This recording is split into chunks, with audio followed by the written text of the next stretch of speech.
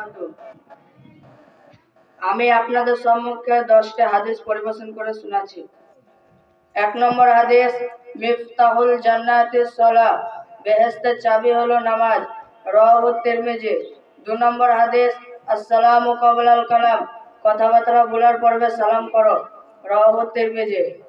3 নম্বর হাদিস, ইন্নামাল আমালু বিন্নিয়াত, আমলের ফলাফল হয় নিয়তের উপর নির্ভরশীল, রাওয়াহুল বুখারী। 4 নম্বর হাদিস, আত-তুহুরু শাতরুল ঈমান, পবিত্রতা ঈমানের অঙ্গ, রাওয়াহুল মুসলিম। 5 নম্বর হাদিস, ইযা দাখালতুম বাইতান ফাসাল্লিমু আলা আহলিহি, ঘরে প্রবেশকালীন ঘরে বাসিন্দা দেখে সালাম করো, রাওয়াহু শুআবুল ঈমান। 6 নম্বর হাদিস, আহসানুল কালামি কালামুল্লাহ, সবচেয়ে ভালো কথা হলো আল্লাহর কথা, রাওয়াহুন নাসাঈ।